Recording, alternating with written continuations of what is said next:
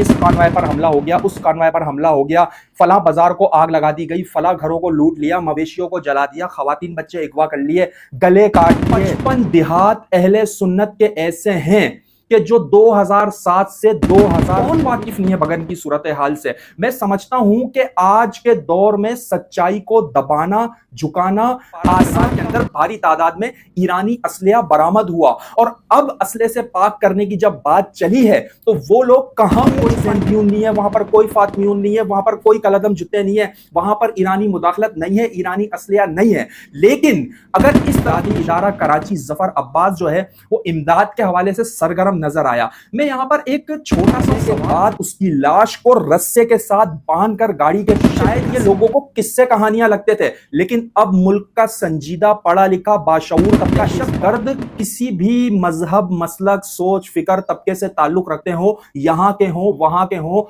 बाहर के हो पड़ोसी मुल्क के हो, यहां कहते हैं कि सच्चाई को जितना दबाओगे ये इतनी ही उभर कर सामने आएगी। दोस्तों, पारा चिनार के अंदर जो मौजूदा 2-3 माह से सूरत हाल वहां की बनी हुई है, हालात जिस डगर पर चल पड़े हैं, निजाम जिंदगी मफलूज है। अभी करंट अपडेट के मुताबिक भी सर्दी की वहां पर बहुत ही ज्यादा शिद्दत है और गिजाई किल्लत, अद्वियात की किल्लत, ये तमाम तर मामलात अपनी जगह। लेकिन गुज़िश्ता 2 दिन कबल जो एपेक्स कमेटी का इजलास हुआ, जिस पर पूरी कौम की नजर थी कि इस एपेक्स कमेटी के इजलास के अंदर कौन से ऐसे खुशआइन फैसले किए जाएंगे कि जिसके बाद पारा चिनार के अंदर कयाम अमन मुमकिन हो सकेगा। जी हां दोस्तों, एपेक्स कमेटी का इजलास सूबाई वजीर आला, विफाकी वजीर दाखिला और कोर कमांडर पेशावर समेत दोनों फरीकैन के नुमाइंदगान की मौजूदगी के अंदर मुनक्किद हुआ। और एपेक्स कमेटी के इजलास के अंदर बहुत सारे फैसला जात हुए,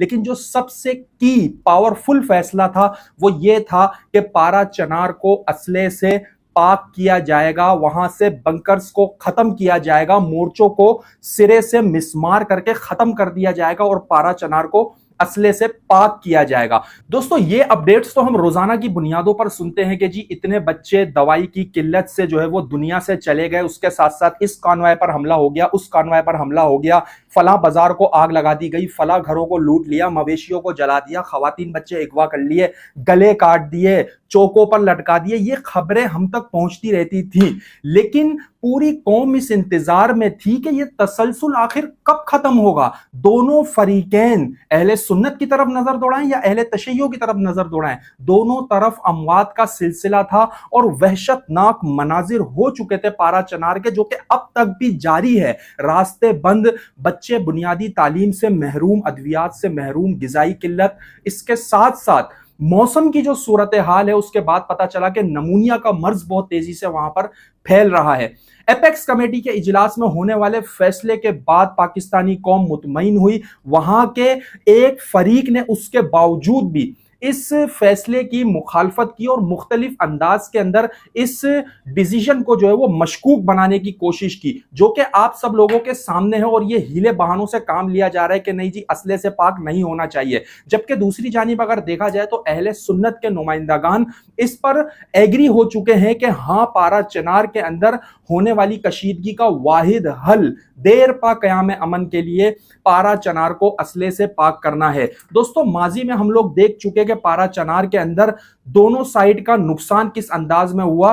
55 देहात अहले सुन्नत के ऐसे हैं कि जो 2007 से 2024 तक जिनका नामो निशान तक खत्म कर दिया गया। वजह सिर्फ ये थी कि कोई देहात 40 घरानों पर आबाद था, कोई 60 पर, कोई 30 पर, कोई 20 पर। मौका महल के एतबार से उन्हें मिसमार कर दिया गया, खत्म कर दिया गया। इसके साथ साथ अभी रिसेंटली बगन की जो सूरत हाल बनी, कौन वाकिफ नहीं है बगन की सूरत हाल से। मैं समझता हूं कि आज के दौर में सच्चाई को दबाना झुकाना आसान काम नहीं है। एक वक्त था जब 2007 में इस अंदाज में जुल्म कत्ल किया गया था, उन बातों को दबा लिया गया था, छुपा लिया गया था। इसी तरीके से वक्फे वक्फे से हम देखते आए कि पारा चिनार के अंदर होने वाले वाकयात को गलत रंग दिया गया, मनफी रिपोर्टिंग की गई, मजलूम को जालिम बना करके पेश किया गया, जालिम को मजलूम बना करके पेश किया गया। और आज آج تک بھی یہ سلسلہ چلتا آ رہا ہے۔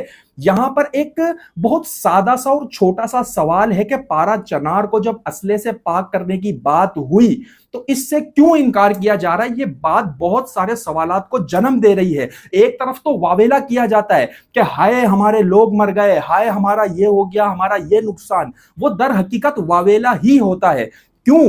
اگر یہ واویلا نہیں ہوتا تو اس فیصلے کا خیر مقدم کیا جانا تھا۔ پارا چنار کو اسلحے سے پاک کرنے کے حوالے سے فیصلے کی مخالفت بہت سارے سوالات کو جنم دے رہی ہے۔ ایک سوال ہمارے ذہنوں میں یہ بھی اٹھ رہا ہے کہ ماضی میں ہم نے دیکھا ویڈیو ثبوت ریکارڈز موجود ہیں کہ پارا چنار کے اندر بھاری تعداد میں ایرانی اسلحہ برآمد ہوا، اور اب اسلحے سے پاک کرنے کی جب بات چلی ہے تو وہ لوگ کہاں منہ چھپائیں گے؟ وہ تمام پروپیگنڈے دم توڑ جائیں گے کہ جب یہ کہا جاتا ہے کہ نہیں جی وہاں پر کوئی زینبیون نہیں ہے، وہاں پر کوئی فاطمیون نہیں ہے، وہاں پر کوئی کلعدم جتے نہیں ہے، وہاں پر ایرانی مداخلت نہیں ہے، ایرانی اسلحہ نہیں ہے۔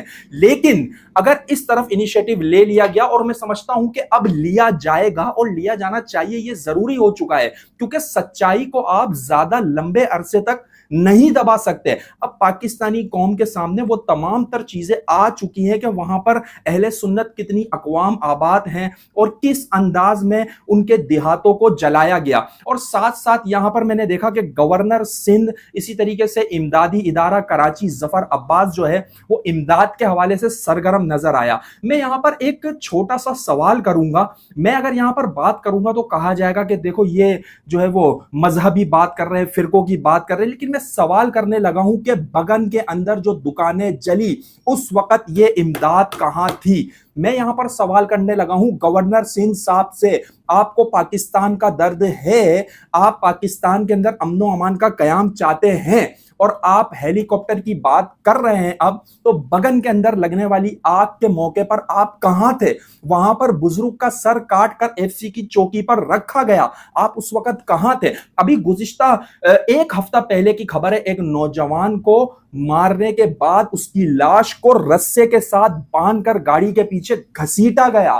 یہ افسانے کہانیاں کس سے نہیں، حقائق ہیں۔ ملک کے اندر موجود سنجیدہ طبقہ اب اس بات سے بخوبی واقف ہو چکا ہے کہ پارا چنار کے امن کا دشمن کون ہے۔ اب تک یہ اطلاعات آتی تھی کہ فلاں اہل سنت گاؤں کو جلا دیا گیا اور بچوں کو اغوا کر لیا گیا، بزرگ بابا کا سر کاٹ کے ایف سی کی چوکی پر سرعام رکھ دیا گیا اور لاش کو مارنے کے بعد گھسیٹا گیا، تو شاید یہ لوگوں کو کس سے کہانیاں لگتے تھے۔ لیکن اب ملک کا سنجیدہ پڑھا لکھا باشعور طبقہ اس بات سے واقف ہو چکا ہے، ایپیکس کمیٹی کے اجلاس کے بعد بالخصوص، کہ پارا چنار کے امن کا دشمن کون ہے، کون اسے اسلحے سے فری نہیں دیکھنا چاہ رہا، کون اس کے اندر انارکی پھیلانا چاہ رہا ہے، اور کون ایسی خراب سچویشن میں راستوں کو کھلوانے کی بات کر رہا ہے کہ جب پارا چنار ایک مشکل دور سے اور مشکل وقت سے گزر رہا ہے۔ ایپیکس کمیٹی کا اجلاس خوشائند ہے اور اس کے اندر کیے جانے والے فیصلوں کے ساتھ پوری پاکستانی قوم کھڑی ہے۔ پارا چنار کو جلد سے جلد اسلحے سے پاک کر کے وہ دہشت گرد کسی بھی مذہب، مسلک، سوچ، فکر، طبقے سے تعلق رکھتے ہوں، یہاں کے ہوں، وہاں کے ہوں، باہر کے ہوں، پڑوسی ملک کے ہوں، یہاں وہاں کہیں کے بھی ہوں، دہشت گردوں کو ایک لاٹھی سے ہانک کر امن و امان کا قیام پارا چنار میں کیا جائے، یہ پوری پاکستانی قوم کا مطالبہ ہے۔ اگر آپ ان باتوں سے متفق ہیں تو اس ویڈیو پیغام کو زیادہ سے زیادہ شیئر کیجیے گا۔